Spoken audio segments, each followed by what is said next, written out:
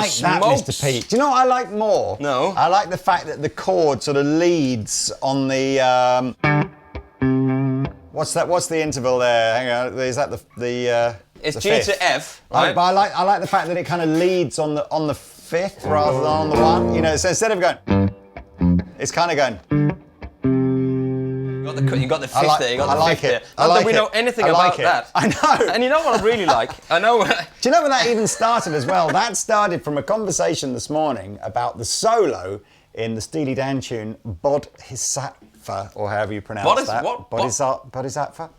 And so kind of like, actually that's where that kind of two-chord little kind of came from. Yeah. And that came from that because, of course, we were talking about Larry Carlton, who was in Steely Dan, and we don't know actually if he played on that particular track or if that was a different guitar player in Steely Dan, because there were several. But I tell you what, if Donald Fagen, the legend, what's the album, Nightfly? Nightfly, oh my If life. Donald Fagen was here today, you know what he would say? He would say, please like this video, subscribe to the channel, and hit the notification bell so you don't miss anything. And also, you know what? Welcome to this video. Yes, welcome to Andertons TV. If you're a first-time viewer, please like and subscribe, as Donald Fagen just said. Anyway, let's talk about guitars. Let's talk about guitars. Let's talk about probably the most long overdue guitar video in the entire history of Andertons Music Company. How many comments? Yes, the ES-335. I have my ES-335 in the middle here. My old, must be 20 years old now, that guitar, it's fared better than me, that's for sure. For many, many years, if you wanted an Epiphone version of this, you either had to choose between a Sheraton, which has been in the Epiphone catalogue for a long time, but in fairness is a bit of a blinged up. It's you know, it had the gold hardware and pearly inlays and all that kind of stuff. So it wasn't a good guitar, but a bit more bling than a 335. Bling bong. Or you could have a Dot, which would be like a sort of a studio version of a 335. So it didn't have the binding. You couldn't get figured top ones. The colours were a bit limited. Anyway. And if you want to watch the video that I did with Mick Taylor, where we shot out moons ago. That is ages ago, and we played a John Mayer track, and only just now, even 3 years later, they've just asked for the monetization on that video. So thanks for that. You're welcome, John. You're welcome, John. They'll be up there in the pop-up banner. So last year, as part of the sort of refreshing or overhaul of the Epiphone range that Gibson did, they called it like inspired by Gibson, right? Yeah. They discontinued the Dot and replaced it with a proper Epiphone ES-335, which is very, very cool. Yes. I think there are 4 models in the range. There are 2 what they call plain top models, which are what Pete and I've got now, with the Dot inlays. And there are a couple of figured top, so with the flame maple stuff here, versions with block inlays. Yeah. But they are ostensibly the same guitar, same pickups, same measurements, same everything, same woods. Yeah. And the only reason we have taken till June 2021 to do this video is because they've never been in stock. Yeah, they're so popular. And you go, oh, let's do that video on Thursday. Yeah. And then you go, okay, let's put it down in the, you know, in the Because we've got a few of these. We've got a few of those, and then they're just gone. Thursday comes, like, sold out. They're all gone. And to make things even more difficult, what I really wanted to show you was how these hold up against a current Gibson 335. Yeah, and a custom shop. But they're even worse. As in worse availability. So we had one in stock here on Tuesday. We had one yesterday. What, yesterday? And yes, it got sold yesterday. Yeah, and I said to Pete, yeah, we'll do that tomorrow then. Came in this morning, gone. Gone. John gone. Things I'm sure will get better over time. Yes. But anyway, right, let's do this. So Let's do it. The changes between this and the old Dot are a slightly different neck profile. Yeah, I was going to say. Different pickups, different knobs. And other than that, there's a lot of similarities as well. The headstock, of course, has changed to the new shape. Yeah, the new it's shape. It's not headstock. quite as long as it used to be, so it's it's closer looking to the Gibson than it used to be. But things like nut width, scale length, all that kind of stuff is the same as the old Dot. Nut and knobs. Bound neck now though, so I think you probably can just about feel when a neck is bound as opposed to not bound. Can you? Certainly looks cool. Looks more like. It looks more like that, doesn't it? I mean, apart from the Grover tuners on it, it's just. Not. I mean, if you do that, there's not a lot in it. Obviously, the Epiphones are using, I think it's the Indian Laurel fretboard still, whereas you still get rosewood on the Gibsons. But Mr. Pete, yes, Mr. Lee, would you please give us some tones through that beautiful guitar? I mean, these are the two classic 325 classic colours. If you're eagle-eyed, people are looking at this. It is just because it's just come out of the box. More eagle-eyed than that. The old dot used to have the E on the scratch plate. Oh yes, and it's gone. Which I prefer it gone. John gone. It's long gone. Where have you gone? Where have you gone? Okay, but let's do some tones then, yes. shall we? Right, so some tones from this neck pickup here. And the pickups on these are different, right? They are Classic Pros, Alnico Classic Pros. The old one had that's in the dot, had an Alnico Classic and an Alnico Classic Plus. So so I don't suppose they're drastically different, but they are different names. Haters anyway. will say they are.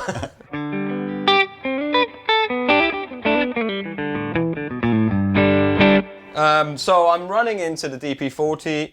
I know you asked about expensive, cheap amps and cheaper guitars together, but since we're using this and we kind of know what we have, we just thought we'll use something that we know exactly the tone of. So it's a better sort of, the level playing field is leveled a little bit on that one. So here we go.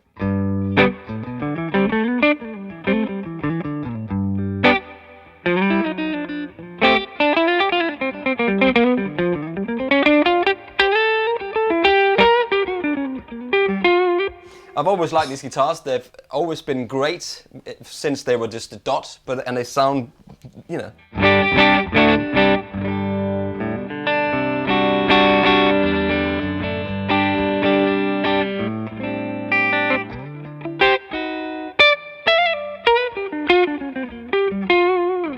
That was the neck. Here's the middle.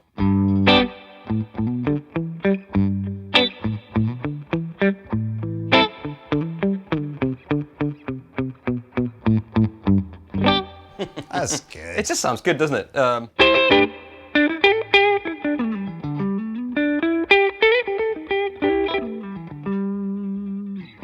mean, the only thing I can feel when we talk about these more affordable guitars is what I would do, and we always say that, get them set up, maybe get a new fresh set of strings on it, maybe get the guy to just.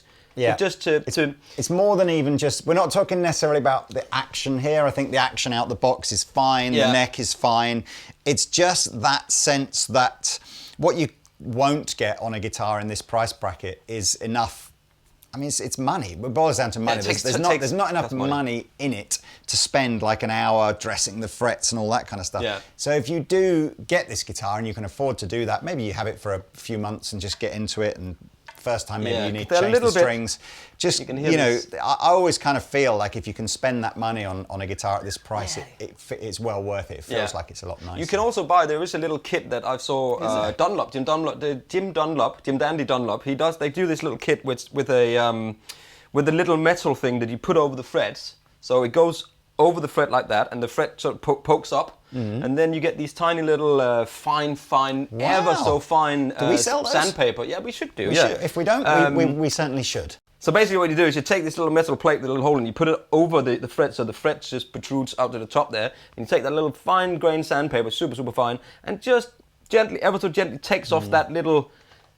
And that's not a criticism. It just shines it up. That's not a criticism of Epiphone, is it? That's like just everything in this kind of sub £700-800 exactly. price. You might feel that they've got this sort of little bit of a scratch. I mean, you play it a bit, it goes away, but it's just nice to get it, and you can use it later on. So anyway, where were we? Bridge.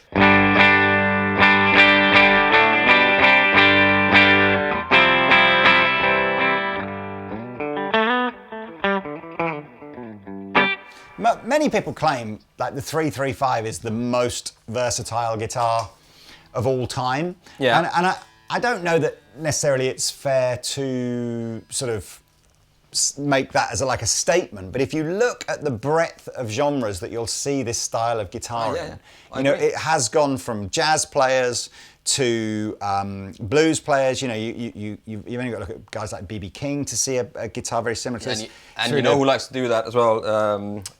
Chuck Berry likes to do that, absolutely, amongst other things. It was big on the indie scene. Dave Grohl. He plays the... You even see you know, James Hetfield coming out with, you know, semi-acoustic sometimes. So it really is. That's why we should try some gain. A hugely versatile guitar. Yeah, let's try some gain from the Dane. Just on, Dane from the Gain. 10 o'clock. Whenever I turn it up, it helps. Turn the tuner off.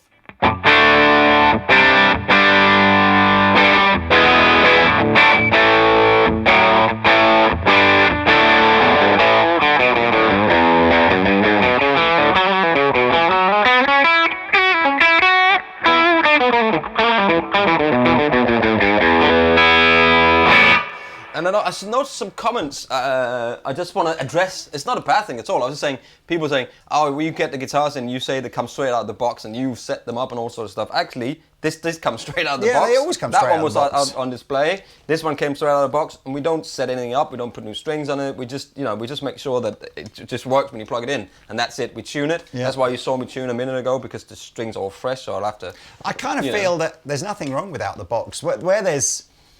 where guitars need a tweak is sometimes if they've been hanging up for a few months, and that's whether that's in a shop or at home or whatever. Yeah. And the tweaks are, fun enough, Pete and I were having a conversation about this the other day, about just how I play loads of guitars and I just go, oh, and I'll just literally go with a truss rod and be like, perfect, love it, glad I've done that. And Pete was saying, someone on the internet the other day was saying that you shouldn't do that. I think that goes...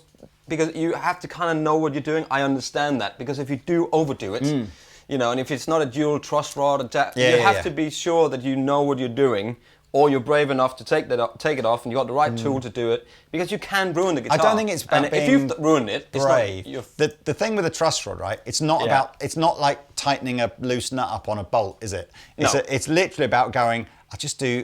All I need to know really with a truss rod is which way do I turn it to make the net go that way, which way do I turn it to make the net go that way, and then it's literally about going, you know, quarter turn. Does that feel? But you still have to be. You still have to kind of know and be brave enough. Know, I suppose. Yeah, and you can break a guitar by over tightening a truss rod. And that's it. And then you have to have a new guitar, you know. Hey. Anyway, let's move on. In terms of genres. Because I kind of feel like, you know, you're a talented guitar player that can play lots of different styles. Could we literally do, like, you know, if I think of going from Chuck Berry through to, you know, a bit of BB, bit of like Clapton in Cream, through to just some heavier rock, or even just indie, whatever, you know. Well, let's try some blues first. So let's just go like a little bit of... We know you can play blues.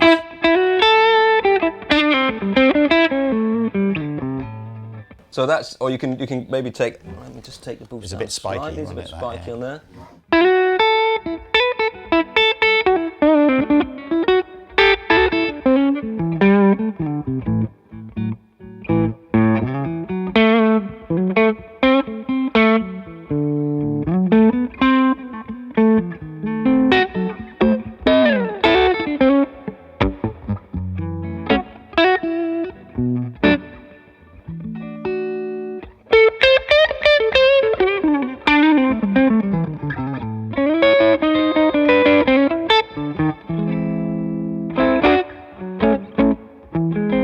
That's just the classic kind of little bit driven boosted tone, and then you can go with a little bit of you want some fuzz on there, maybe a bit of cream.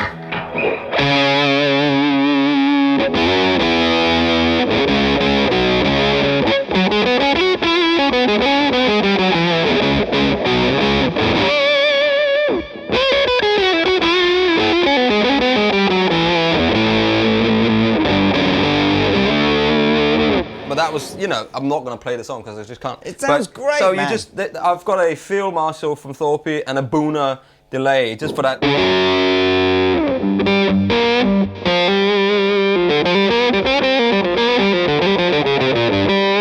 I'm rolling back the tone control actually all the way back on this, so.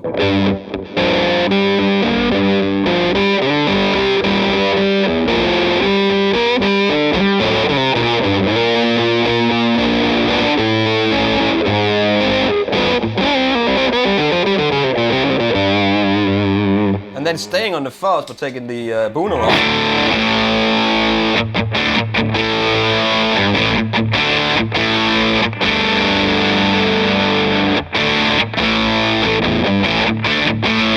I mean, so that you get a little bit of rocky type thing. Then maybe you can do some.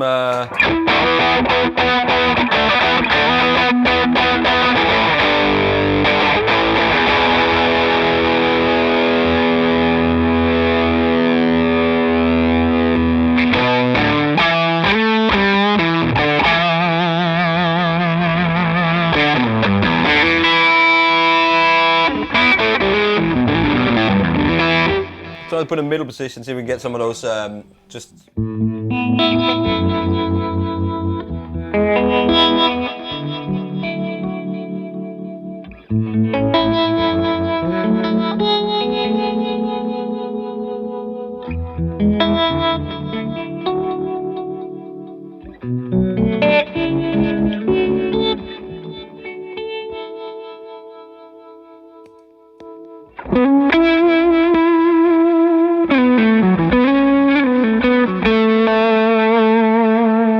Then you're over in like a.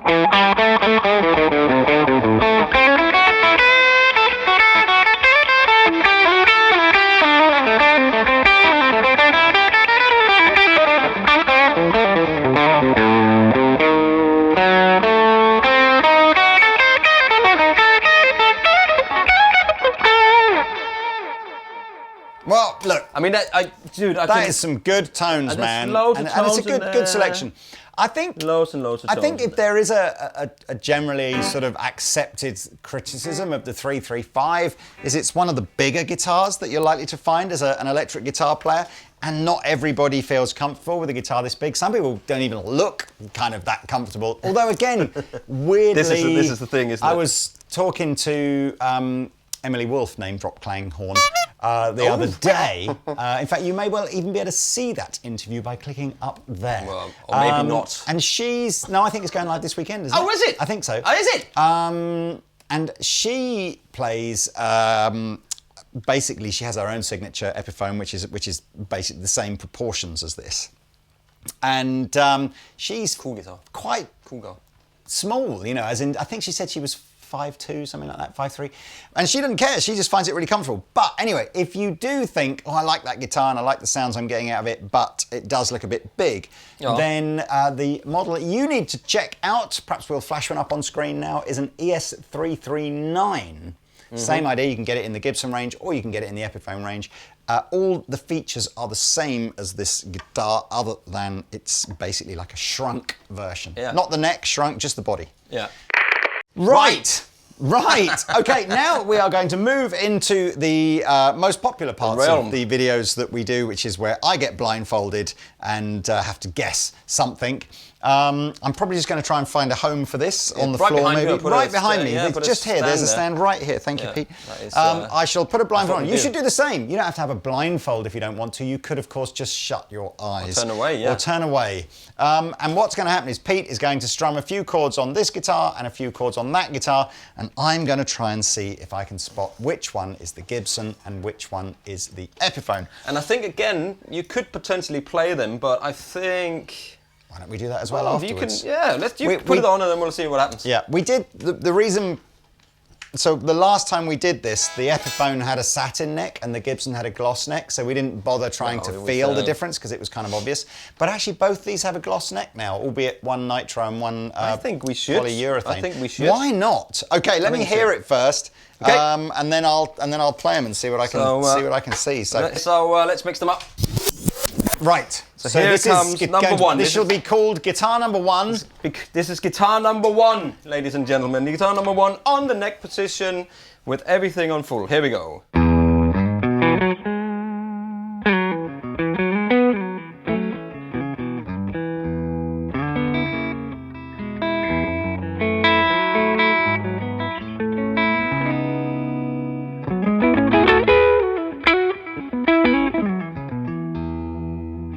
That was guitar I tell you number one. I definitely know it's a guitar, and I definitely know it's red. What do you? Well, you don't that's know true. Maybe you picked the other one up. Maybe I picked the other one up. Maybe I've got one of the figure top ones, or maybe I've got maybe it's a Les Paul. Who knows? But here is number two.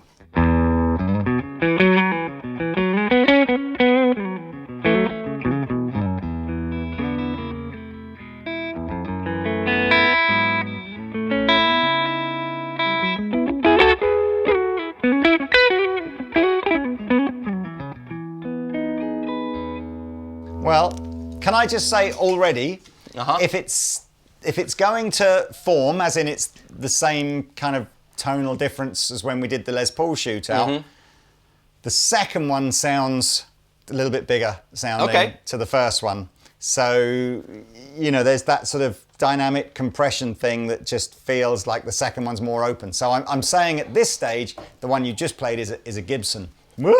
Okay, so and then shall I stay on the second one and go to the bridge? Stay on the second one and go to the bridge. Yeah. Okay, so here's the second one on the bridge. The one that you just said I think is a Gibson. Okay, yeah. I'm just making sure people are aware of what's going on. Thanks. Okay, so here's the second one.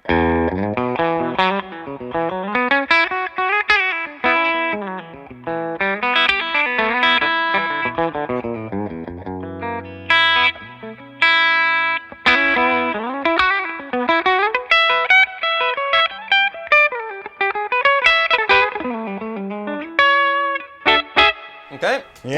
that was the second one. That was the second one. Back to the first one. Back to the first one. In the bridge position. First one on the image. Coming at you now.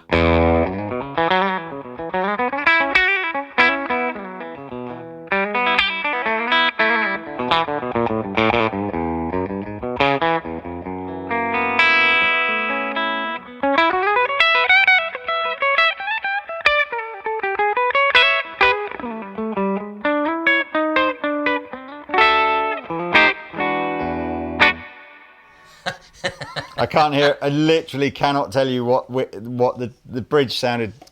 Can you put a light gain on it and slight gain? Yeah. Okay. So and stay on this one. This is still number one. So right? I'm on the number one now. Okay, I'm light slight gain gain on the bridge. Yeah. On the bridge. Okay. Go to A.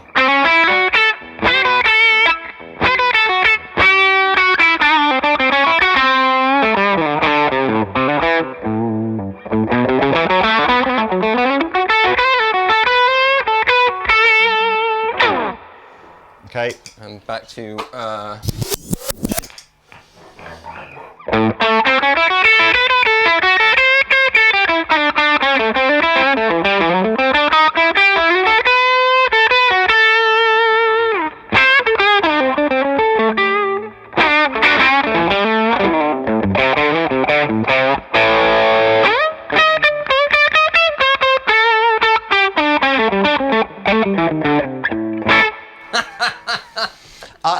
honestly, I think the one you've just played sounded marginally hotter than the first one, but not necessarily in a way that would make it sound more expensive or cheaper. Okay. Do you want to do the middle position with the gain? No, do you know? Can I try them? Yes, you can. So, which one do you want first? Number one or number two?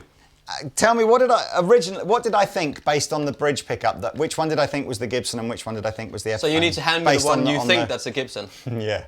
Hand me the one that I think is a Gibson. Okay. So this is the one based on the neck pickup, sorry, that I thought was a Gibson. Hang on. Oh, man. These blindfold tests, they're just... Okay. Here we go. So you want to keep with the gain on there, right? So I don't need to touch anything, You don't. Let me just see what you can touch. Don't touch the headstock or the tuners. Or the knobs or anything. Well, you can touch the knobs, I guess. Can I? Are they not different? Just play. Don't. Yeah, I won't touch anything. Okay. So here's. Am I turned down? Is that the problem? Yeah.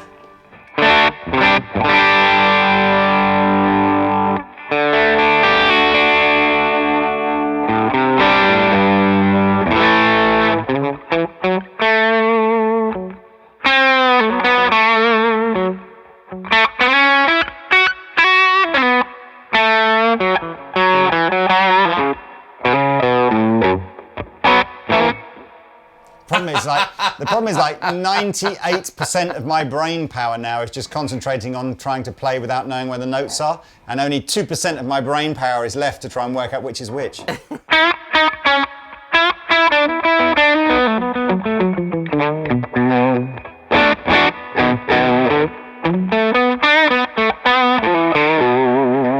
you want to give me the other one? Okay, okay. Yeah. No. Okay.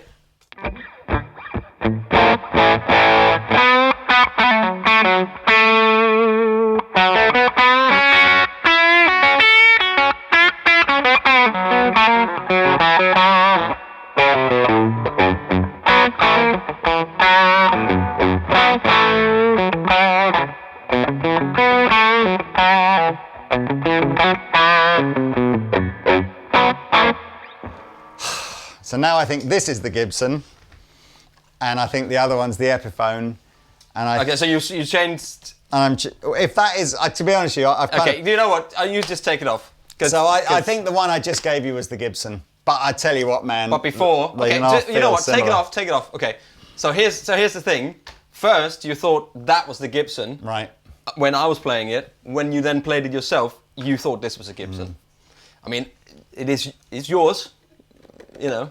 I think as soon as I started to play it, there is a feel difference. I mean, yeah, absolutely. I think, frets, unfortunately, as much as you have to applaud how much better Far Eastern stuff is now than it was, say, 15 or 20 years ago, and you absolutely cannot. It is an impossible argument to go, you know, because this is 4 times the price or 5 times the price. Somehow it has to be 5 times better. It's like. It's arguably maybe, like tonally speaking, you're almost going, there's no difference, and the feel difference is maybe 10%, something like that. I think it looks nicer, but I mean, hey. The neck is slightly slimmer on this one, that's what I noticed. It is a little slimmer and maybe a little the shoulders flatter. On this one is slightly fatter, so But that may not be, to be fair, that's an older model. That may not be the neck carve that's on the current 335. Yeah. It's very difficult. I mean, certainly the bridge pickup. So I think that had a slightly hotter bridge pickup than that one. And well, actually, you said the other way around. Flashback. I think the one you've just played sounded marginally hotter than the first one, but not necessarily in a way that would make it sound more expensive or cheaper. Okay. End of flashback. When you said it when I played it, you were like, I'm sure you said that was the other one. But anyway. Well, do you want me to play it again? So here, no. Just really quickly, check this out. Yeah. Just like with the Dane.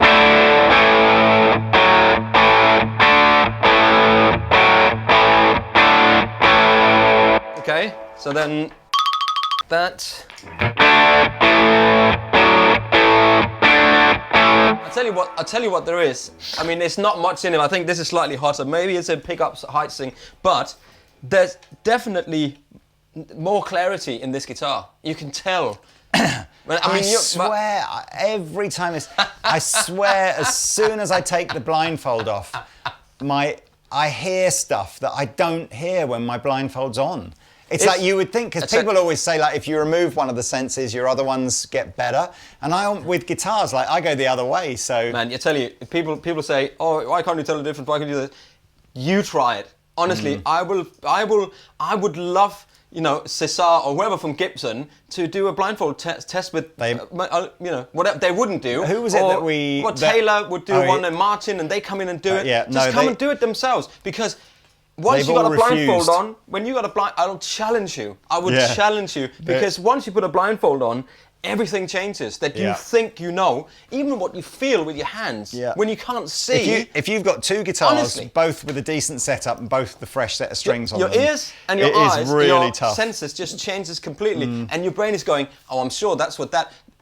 When I looked at it, it looked like it would feel like that, or it looked like it would sound like this. With your blindfold on, it's a completely different world. And I would love to challenge. Wow. Can you imagine CEO guitar, pick your own guitar, blindfold challenge? I think you're right. I think we lay it down there, and there is the challenge out there. Who will be the bravest CEO? And it's not about can you tell your guitar brand from another guitar brand, because you'd hope they could do that. It's about going, can you tell the difference between an expensive guitar in your lineup? Also, you don't want to get like 2 brands together and then. Could you literally get the CEO, get Chris Martin in and go, can you tell the difference between a Martin and a Taylor in a blindfold test? You'd hope he could do that. No, I mean, like, could you tell the difference between one of your expensive ones, a D28? That's a great idea. And like an affordable version of it, like a X series. Yeah, that's a challenge. I thought the other challenge was better. Anyway, there you go. How did you do in the blindfold thing? Did you hear a difference? But there we are. Look, so how much are these? Just under £500 for the non-figured top. Just over £500 for the figured top. It's such a good value guitar, isn't it? It really is. It really, really is. Yeah. So, and again, if you've got your heart set on a Gibson, again, you can get figured tops, you can get plain tops in the standard series, and then as you go into custom shop, you can get all the kind of vintage correct models from the late 50s and the early 60s. There we go. That's it. Yep, check them out. Hope Links below. Thanks again for joining us. It's always a pleasure to make videos for you, and we shall see you another time. Au revoir.